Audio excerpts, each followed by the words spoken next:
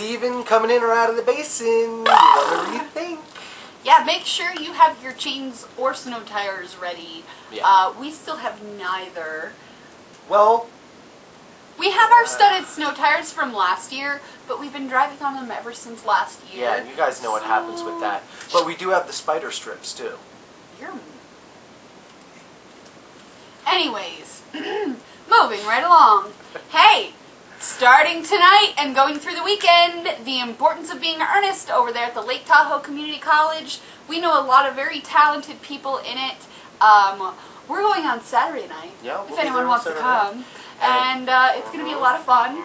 And it's going to be a good show. We heard it's really funny. A lot of good reviews coming back from it. Between $6 and $8. Yeah, get out there and support your local community Thursday, theater. Friday, Saturday night, 8 o'clock, Sunday at 2.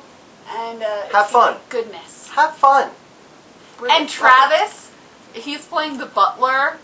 And we don't know what he has in store yet, but we expect good things. Expect very good things from that young lad. Alright. Have you ever thought, gee, I'm leaving town, I don't want to leave my valuables here all unprotected.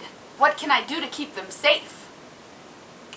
I don't think that too much. We have neighbors that watch out for each other's houses.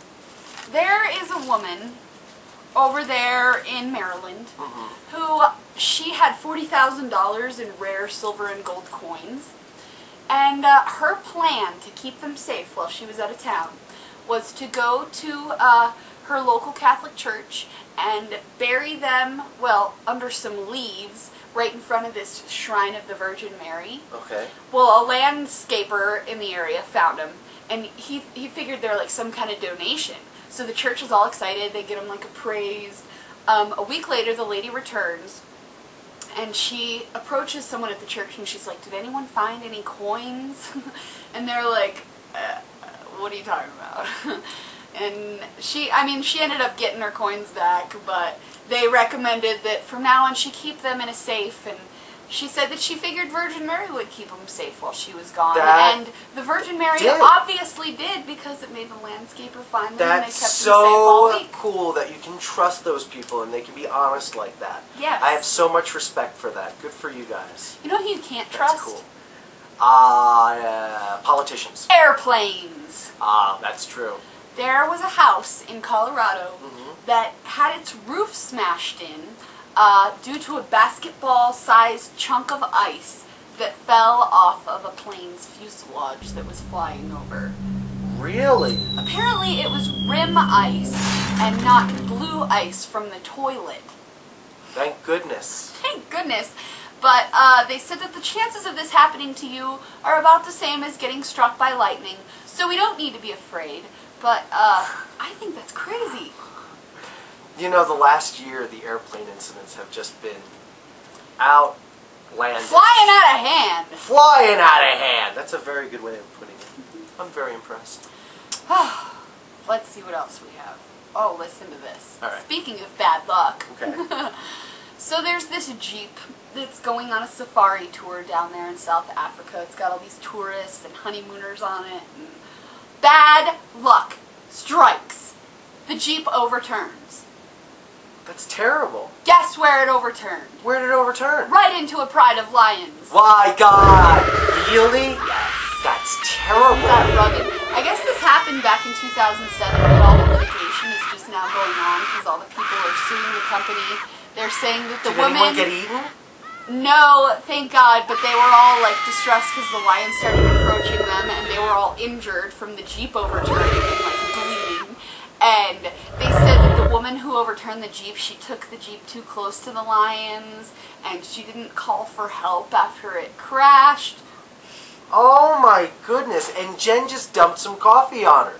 Y'all know how that is. I love Jen's Dairy Dump. Okay, this is our moment together. I just want to say hi, good morning. Again, it's Thursday morning, and I hope you guys have a beautiful day. Get out there and hug someone. Cool. Hi. Just giving you your little huggaroo. Thank you. That's all I'm talking about. Oh, moving on.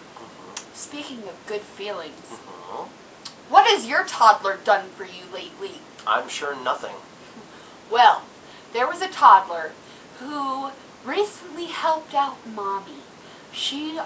Mommy went into labor, and there was no one to help Mommy. So she had the toddler get her a towel, and the kid caught the baby. Caught the baby. Wow, that's rugged. And he held it until medical staff was there to cut the What? umbilical cord. Now, when you say toddler... 2 years old. Yeah, I guess that would be a toddler. Isn't that crazy? That kid's gonna be a Doogie Howser.